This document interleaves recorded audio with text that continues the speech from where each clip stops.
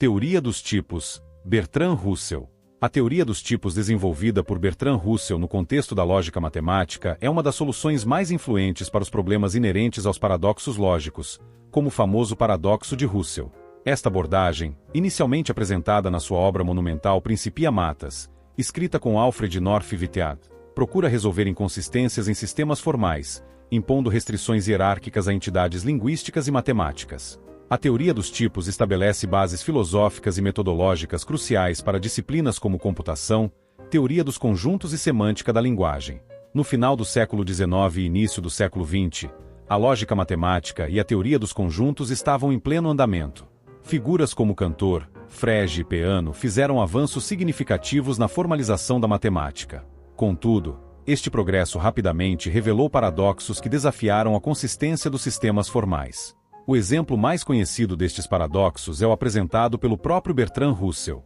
1. Suponha um conjunto que contém todos os conjuntos que não se contém. 2. A questão é: este conjunto contém a si mesmo? Se contém a si mesmo, então, por definição, não deveria conter a si mesmo. Mas se não se contém, então deveria conter-se porque satisfaz a condição inicial. Este ciclo lógico, aparentemente insolúvel, evidenciou um problema que está na base da teoria dos conjuntos de Frege. Russell identificou que este problema semelhante surgiram da falta de distinção entre níveis de referência, o que o levou a formular sua teoria dos tipos.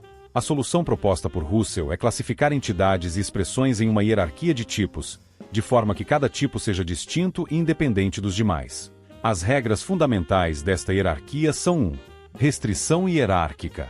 Uma entidade de um tipo não pode referir-se ou aplicar-se a entidades do mesmo tipo. 2. Definição recursiva. Cada tipo se baseia nos tipos inferiores, mas nunca em si mesmo.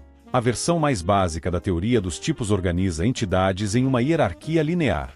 Digite 0. Objetos individuais.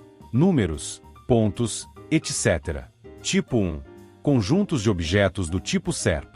Tipo 2. Conjuntos de objetos do tipo 0. Por exemplo, um número como 3 pertence ao tipo 0. O conjunto de números naturais pertence ao tipo 1. O conjunto de todos os subconjuntos de números naturais pertence ao tipo 2. Para endereço para paradoxos mais complexos, Russell desenvolveu uma versão mais sofisticada: a teoria dos tipos ramificados.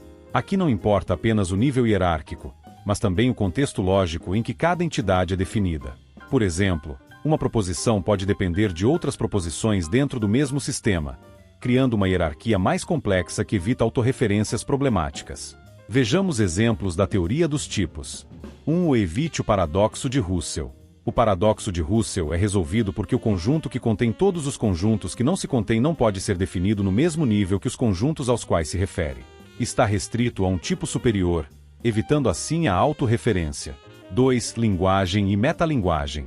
A teoria dos tipos é aplicada indiretamente na distinção entre uma linguagem-objeto, aquilo de que falamos, e uma metalinguagem, a linguagem que usamos para falar sobre a primeira. Por exemplo, a linguagem objetiva pode incluir frases como "a Lua é um satélite". A metalinguagem pode analisar esta frase dizendo que a frase "a Lua é um satélite" é verdadeira. Confundir esses níveis leva a paradoxos como o do mentiroso: esta frase é falsa. A teoria dos tipos evita esse tipo de conflito, mantendo essas categorias separadas. 3. Computação e programação. Na ciência da computação, a teoria dos tipos influenciou o design de linguagens de programação. Sistemas de tipo em linguagens como Python, Java ou Haskell restringem como as entidades são combinadas para evitar erros. Por exemplo, você não pode adicionar um número inteiro diretamente a um texto porque eles pertencem a tipos diferentes. Uma das críticas mais comuns é que a teoria dos tipos introduz uma hierarquia artificial e complexa que dificulta a gestão prática dos sistemas formais. Alguns lógicos consideram esta hierarquia desnecessariamente rígida.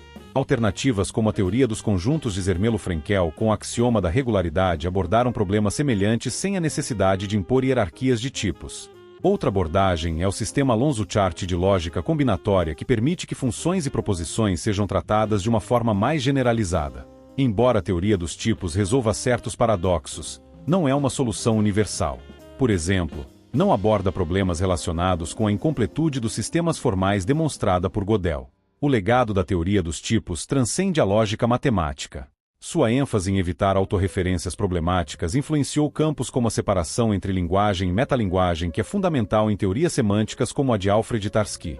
A hierarquia de proposições pode ser vista como uma forma de estruturar diferentes níveis de conhecimento e crenças. A teoria tem motivado debates sobre a natureza das entidades abstratas e como elas deveriam ser classificadas em nossas teorias filosóficas. Na matemática, a teoria dos tipos ajudou a estabelecer as bases para sistemas formais consistentes. Por exemplo, o desenvolvimento da lógica proposicional moderna retira muitas das suas regras estruturais das ideias de Russell.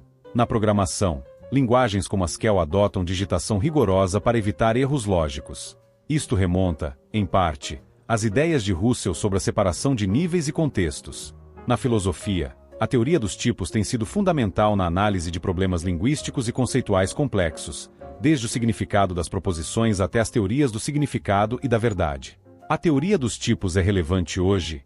Sim, embora sua aplicação direta tenha diminuído, os seus princípios influenciam áreas como programação, teoria dos conjuntos e filosofia da linguagem. É a única solução para paradoxos lógicos? Não. Existem alternativas como a teoria dos conjuntos de Zermelo-Frenkel e abordagens não clássicas, como a lógica paraconsistente.